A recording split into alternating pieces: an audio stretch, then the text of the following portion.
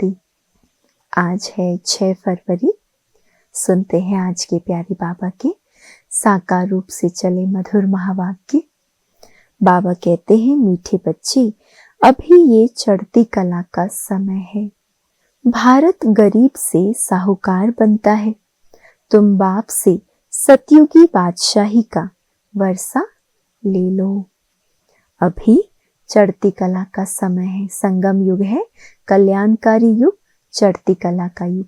तो बाबा कहते अभी भारत गरीब से साहूकार बनता है। तुम बाप से सतयुगी बादशाही का वर्षा ले लो। आज का प्रश्न है, बाप का कौन सा टाइटल श्री कृष्ण को नहीं दे सकते हैं?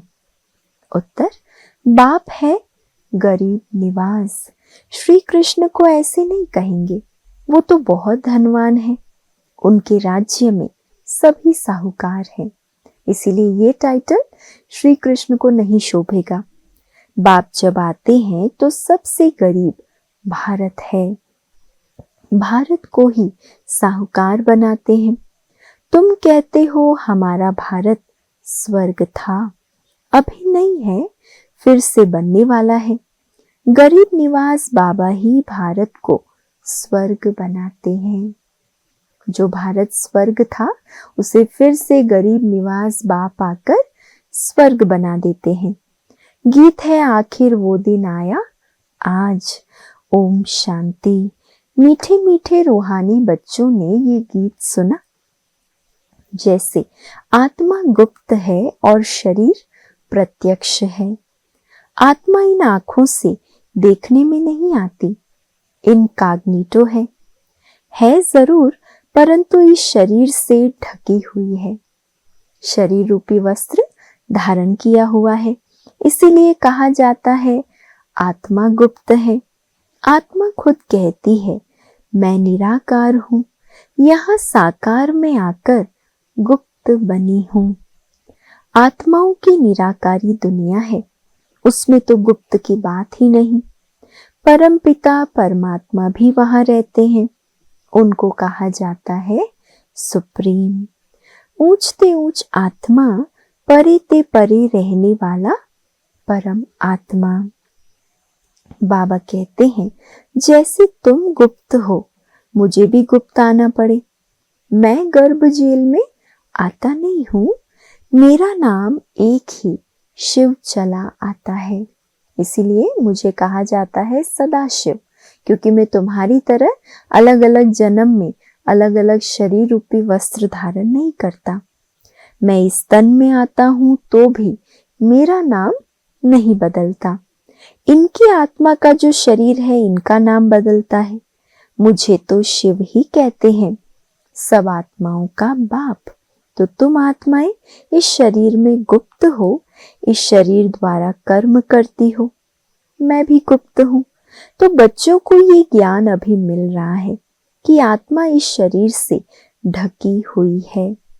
आत्मा है इनकॉग्निटो और शरीर है कॉग्निटो। मैं भी हूं अशरीरी।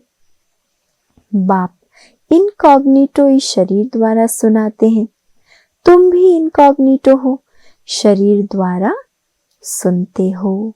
तुम जानते हो बाबा आया हुआ है भारत को फिर से गरीब से साहूकार बनाने। तुम कहेंगे हमारा भारत, हर एक अपने स्टेट के लिए कहेंगे हमारा गुजरात, हमारा राजस्थान। हमारा कहने से उसमें मोह रहता है। हमारा भारत गरीब है, ये सभी मानते हैं, परंतु उन्हें ये पता नहीं है कि हमारा भारत साहूकार कब था, कैसे था। तुम बच्चों को बहुत नशा है। हमारा भारत तो बहुत साहूकार था, दुख की बात ही नहीं थी। सतयुग में दूसरा कोई धर्म नहीं था, एक ही देवी देवता धर्म था, ये किसी को पता नहीं है। ये जो वर्ल्ड की हिस्ट्री ज्योग्राफी है, ये कोई नहीं जानते। अभी तुम अच्छी रीति समझते हो, हमारा भारत बहुत साहूकार था, अभी बहुत गरीब है। अब फिर बाप आए हैं साहूकार बनाने। भारत सतयुग में बहुत साहूकार था, जबकि देवी देवताओं का राज्य था। फिर वह राज्य कहाँ चला गया ये कोई नहीं जानते। ऋषि मुनि आदि भी कहते हैं हम रचता और रचना को नहीं जानते। बाबा कहते हैं सतयुग में भी देवी देवताओं को रचता और रचना के आदि मध्य अंत का ज्ञान नहीं था। अगर उन्हों को भी ज्ञान हो कि हम सीढ़ी उतरते कलयुग में चले जाएंगे तो बादशाही का सुख भी ना रहे, चिंता लग जाए।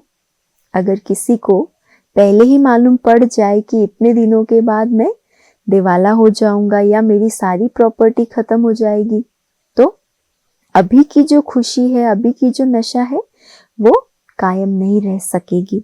इसलिए बाबा कहते पहले से पता चले तो चिंता लग जाए। अभी तुमको चिंता लगी हुई है कि हम सतो प्रधान थे, अब फिर हम कैसे सतो प्रधान बने। हम आत्माएं जो निराकारी दुनिया में रहती थी वहां से फिर कैसे सुखधाम में आए, ये भी ज्ञान है। हम अभी चढ़ती कला में हैं, ये 84 जन्मों की सीढ़ी है। ड्रामा अनुसार हर एक एक्टर नंबरवार अपने अपने समय पर आकर पार्ट बजाएंगे। अब तुम बच्चे जानते हो गरीब निवास किसको कहा जाता है, ये दुनिया नहीं जानती है ना। गरीब निवास भगवान को गाते हैं, पर क्यों गाते हैं दुनिया को पता नहीं। गीत में भी सुना आखिर वो दिन आया आज जिस दिन का रास्ता तकते थे। सभी भक्त भगवान कब आकर हम भक्तों को इस भक्ति मार्ग से छुड़ाए सदगति में ले जाएंगे, ये अभी समझा है। बाबा फिर से आ गया है इस शरीर में। शिव जयंती भी मनाते हैं तो जरूर आते हैं, ऐसे भी नहीं कहेंगे मैं श्री कृष्ण के तन में आता हूं। नहीं, बाप कहते हैं श्री कृष्ण की आत्मा ने 84 जन्म लिए हैं। उनके बहुत जन्मों के अंत का ये अंतिम जन्म है। जो पहले नंबर में था वो अब अंत में है। तत्त्वम, मैं तो आता हूं साधारण तन में, तुमको आकर बतलाता हूं तुमने कैसे 84 जन्म भोगे हैं। सरदार लोग भी समझते हैं एक ओमकार परम पिता परमात्मा बाप है, वो बरोबर मनुष्य से देवता बनाने वाला है, तो क्यों नहीं हम भी देवता बने। जो देवता बने होंगे वो एकदम चटक पड़ेंगे। देवी देवता धर्म का तो एक भी अपने को समझते नहीं, और धर्मों की हिस्ट्री बहुत छोटी है, कोई की 500 वर्ष की, कोई की 1250 वर्ष की। तुम्हारी हिस्ट्री है 5000 वर्ष की। देवता धर्म वाले ही स्वर्ग में आएंगे, और धर्म तो आते ही बाद में है। देवता धर्म वाले भी अब और धर्मों में कन्वर्ट हो गए हैं ड्रामा अनुसार, फिर भी ऐसे कन्वर्ट हो जाएंगे, फिर अपने अपने धर्म में लौट कर आएंगे। बाप समझाते हैं बच्चे तुम तो विश्व के मालिक थे, तुम भी समझते हो बाबा स्वर्ग की स्थापना करने वाला है, तो हम क्यों नहीं स्वर्ग में होंगे। बाप से हम वर्षा जरूर लेंगे, तो इससे सिद्ध होता है कि ये हमारे धर्म का है। जो नहीं होगा वो आएगा ही नहीं, कहेंगे पराये धर्म में क्यों जाएं। तुम बच्चे जानते हो सतयुग नई दुनिया में देवताओं को बहुत सुख थे, सोने के महल थे। सोमनाथ के मंदिर में कितना सोना था, ऐसा कोई दूसरा धर्म होता ही नहीं। सोमनाथ मंदिर जैसा इतना भारी मंदिर कोई होगा नहीं। बहुत हीरे जवाहरात थे, बौद्ध आदि के कोई हीरे जवाहरातों के महल थोड़े ही होंगे। तुम बच्चों को जिस बाप ने इतना ऊंच बनाया है, उनकी तुमने कितनी इज्जत रखी है। इज्जत रखी जाती है ना, समझते हैं अच्छा कर्म करके गए हैं। अभी तुम जानते हो सबसे अच्छे कर्म पतित पावन बाप ही करके जाते हैं। तुम्हारी आत्मा कहती है सबसे उत्तम से उत्तम सेवा बेहद का बाप आकर करते हैं। हमको रंक से राव और बेगर से प्रिंस बना देते हैं। जो भारत को स्वर्ग बनाते हैं उनकी अभी इज्जत कोई नहीं रखते। शुरू में भक्ति में फिर भी बाप का मान था, अभी तो बाबा कहते कोई इज्जत नहीं रखते। तुम जानते हो ऊंचते ऊंच मंदिर गाया हुआ है जिसको लूट गए। लक्ष्मी नारायण के मंदिर को कभी कोई ने लूटा नहीं, सोमनाथ के मंदिर को लूटा है। भक्ति मार्ग में भी बहुत धनवान होते हैं, राजाओं में भी नंबरवार होते हैं ना। जो ऊंच मर्तबे वाले होते हैं तो छोटे मर्तबे वाले उन्हों की इज्जत रखते हैं, दरबार में भी नंबरवार बैठते हैं। बाबा तो अनुभवी है ना। यहाँ की दरबार है पतित राजाओं की, पावन राजाओं की दरबार कैसी होगी, जबकि उन्हों के पास इतना धन है तो उन्हों के घर भी इतने अच्छे होंगे। अभी तुम जानते हो बाप हमको पढ़ा रहे हैं, स्वर्ग की स्थापना करा रहे हैं। हम महारानी महाराजा स्वर्ग के बनते हैं, फिर हम गिरते गिरते भक्त बनेंगे तो पहले पहले शिव बाबा के पुजारी बनेंगे। जिसने स्वर्ग का मालिक बनाया उनकी ही पूजा करेंगे। वह हमको बहुत साहूकार बनाते हैं। अभी भारत कितना गरीब है। जो जमीन 500 रुपए में ली थी उसकी वैल्यू आज 5000 से भी अधिक हो गई है। अभी तो लाखों करोड़ों में हो गई ये जमीन। ये सब है आर्टिफिशियल दाम। वहां तो धरती का मूल्य नहीं होता, जिसको जितना चाहिए ले लेवे। ढेर की ढेर जमीन पड़ी होगी। मीठी नदियों पर तुम्हारे महल होंगे। मनुष्य बहुत थोड़े होंगे। प्रकृति दासी होगी। फल फूल बहुत अच्छे मिलते रहते हैं। अभी तो कितनी मेहनत करनी पड़ती है तो भी अन्न नहीं मिलता। मनुष्य बहुत भूख प्यास में मरते हैं। तो गीत सुनने से तुम्हारे रोमांच खड़े हो जाने चाहिए। बाप को गरीब निवास कहते हैं।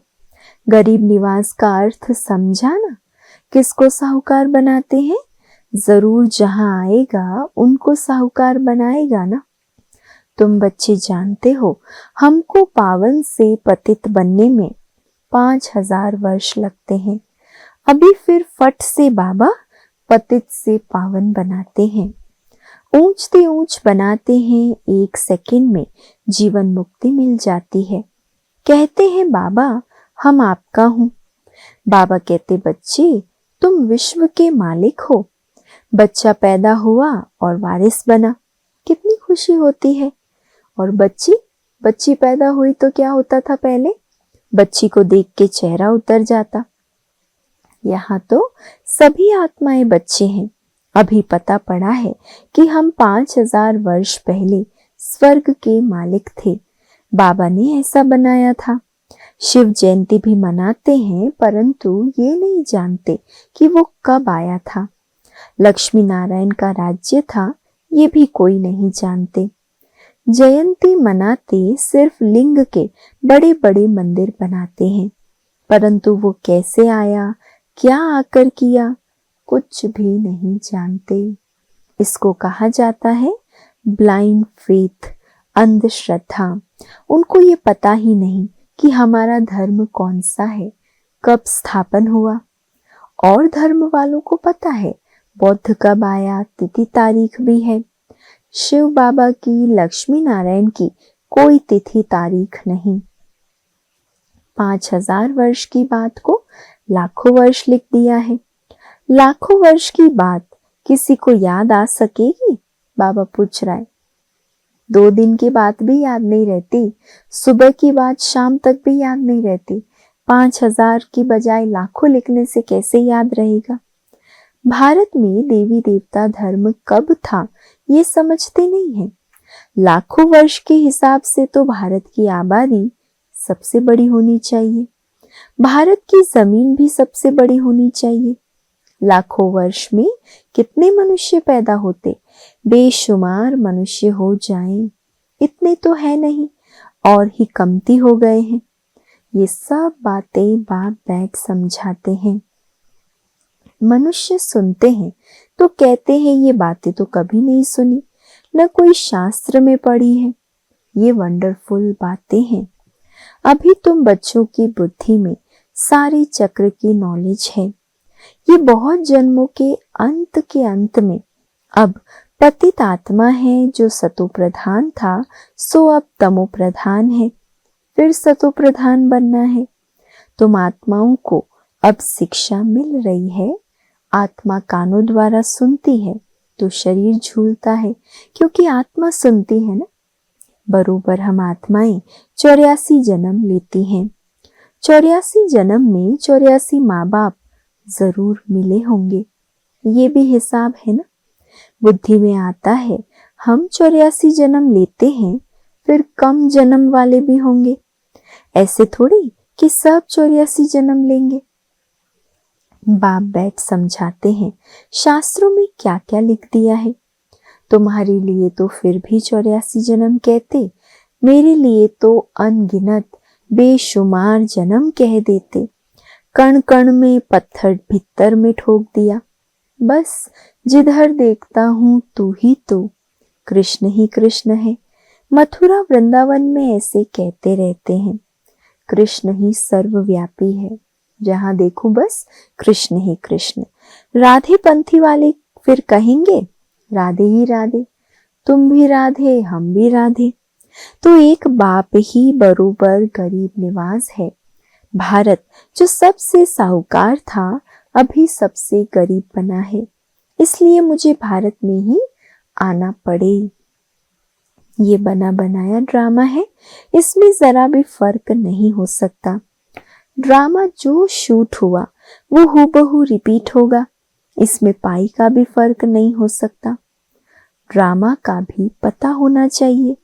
ड्रामा माना ड्रामा, वो होते हैं हद के ड्रामा, ये है बेहद का ड्रामा। इस बेहद के ड्रामा के आदि मध्य अंत को कोई नहीं जानते। तो गरीब निवास निराकार भगवान को ही मानेंगे, श्री कृष्ण को नहीं मानेंगे। श्री कृष्ण तो धनवान सत्युग का प्रिंस बनते हैं। भगवान को तो अपना शरीर है नहीं। वो आकर तुम बच्चों को धनवान बनाते हैं, तुमको राजयोग की शिक्षा देते हैं। पढ़ाई से बैरिस्टर आदि बनकर फिर कमाई करते हैं। बाप भी तुमको अभी पढ़ाते हैं। तुम भविष्य में नर से नारायण बनते हो, तुम्हारा जन्म तो होगा ना। ऐसे तो नहीं स्वर्ग कोई समुद्र से निकल आएगा। श्री कृष्ण ने भी जन्म लिया ना। कंसपुरी आदि तो उस समय थी नहीं। श्री कृष्ण का कितना नाम गाया जाता है, उनके बाप का गायन ही नहीं है। उनका बाप कहाँ है? जरूर श्री कृष्ण किसी का बच्चा होगा ना। श्री कृष्ण जब जन्म लेते हैं तब थोड़े बहुत पतित भी रहते हैं। जब वह बिल्कुल खत्म हो जाते हैं तब वो गद्दी पर बैठते हैं, अपना राज्य ले लेते हैं। तब से ही उनका संवत शुरू होता है, तब से सतयुग की शुरुआत होती है। लक्ष्मी नारायण से ही संवत शुरू होता है, ना कि श्री कृष्ण के जन्म से। जब राज गद्दी पर बैठेंगे तब संवत शुरू होगा। तुम पूरा हिसाब लिखते हो, इनका राज्य इतना समय, फिर इनका इतना समय, तो मनुष्य समझेंगे ये कल्प की आयु बड़ी हो नहीं सकती। 5000 वर्ष का पूरा हिसाब है। तुम बच्चों की बुद्धि में आता है ना, कल हम स्वर्ग के मालिक थे, बाप ने बनाया था, तब तो उनकी हम शिव जयंती मना रहे हैं। तुम सबको जानते हो, क्राइस्ट, गुरु नानक आदि फिर कब आएंगे, ये तुमको नॉलेज है। वर्ल्ड की हिस्ट्री, ज्योग्राफी हूबहू रिपीट होती है। ये पढ़ाई कितनी सहज है। तुम स्वर्ग को जानते हो, बरोबर भारत स्वर्ग था। भारत अविनाशी खंड है। भारत जैसी महिमा और कोई की हो नहीं सकती। सबको पतित से पावन बनाने वाला एक ही बाप है। अच्छा, मीठे मीठे सिके लधे बच्चों प्रति माता पिता बाप दादा का याद प्यार और गुड मॉर्निंग। रूहानी बाप की रूहानी बच्चों को नमस्ते और हम सब रूहानी बच्चों के रूहानी माता पिता बाप दादा को याद प्यार गुड मॉर्निंग और नमस्ते। शुक्रिया बाबा, शुक्रिया। धारणा के लिए आज का मुख्य सार है, पहला, ड्रामा के आदि मध्य अंत का ज्ञान बुद्धि में रखते हुए सब चिंताएं छोड़ देनी है। एक सतो प्रधान बनने की चिंता रखनी है, बाकी सब चिंताएं छोड़ देनी है। दूसरा है, गरीब निवाज बाबा भारत को गरीब से साहूकार बनाने आया है, उनका पूरा पूरा मददगार बनना है। अपनी नई दुनिया को याद कर सदा खुशी में रहना है। आज का वरदान है, दिल में सदा एक राम को बसाकर सच्ची सेवा करने वाले मायाजीत विजयी भव। दिल में सदा एक राम को बसाकर सच्ची सेवा करने वाले मायाजीत विजयी भव।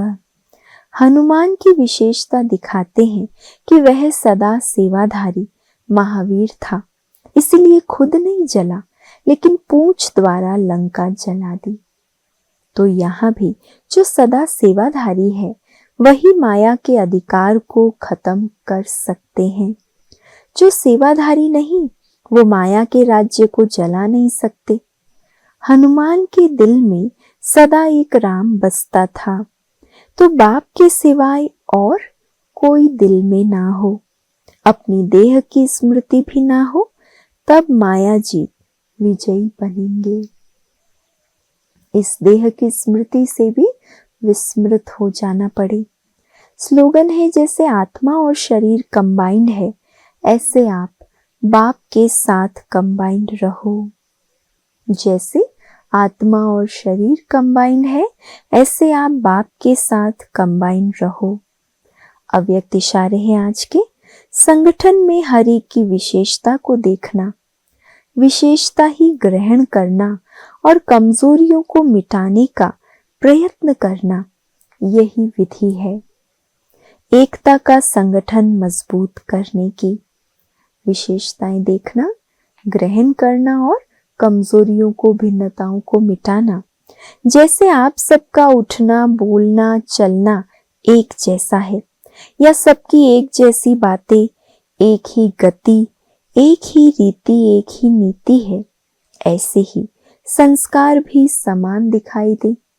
भिन्नता होते भी एक दो में विश्वास रख सबके विचारों को सत्कार दो, यही एकता का आधार है।